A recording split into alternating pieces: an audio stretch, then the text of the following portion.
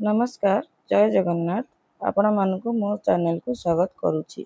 आज मु आपनकु कहिबी अनुराधा नक्षत्र रे जन्म होइतिबा बिच्छा राशि लोकंकर 2026 रु 2027 भितरे बिजनेस बा व्यापार केमिति चलिबो। बिच्छा राशि पई 2 जून 2026 रु गुरुଙ୍କ उच्च राशि रे प्रवेश आपणक भाग्य को चमकेइब आउ सबु बाकी थिबा काम पूर्ण हेब जहा बिजनेस एक्सपेंशन पाई सठिक राजयोग बनेइब। 15/11/2026 रु 25/4/2027 भितरे नुआ काम आरंभ हेब आउ अटकी थिबा धन मिलिब र प्रबल जोग अछि।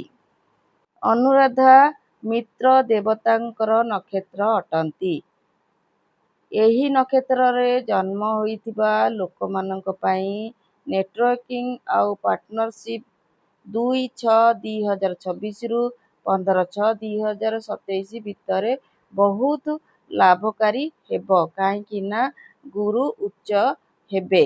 अनुराधा नक्षत्र स्वामी शनि आउ बिच्छा राशि अधिपति मंगल हेबा द्वारा एही लोक माने बिजनेस रे धीरे धीरे किंतु स्थायी उन्नति करंती।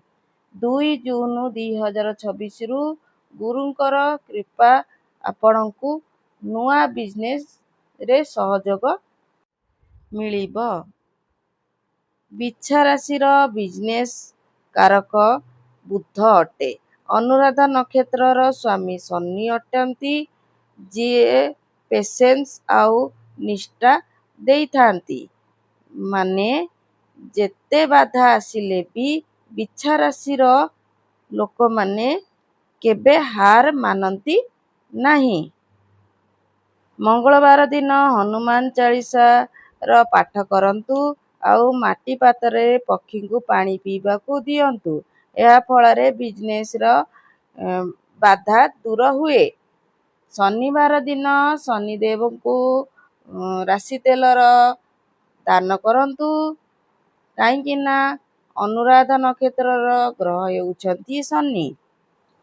आपनको जदि मो चैनल भल लागुची लाइक करंतु शेयर करंतु आउ सब्सक्राइब करंतु। आपनको दिन मंगलमय हो। जय जगन्नाथ। धन्यवाद।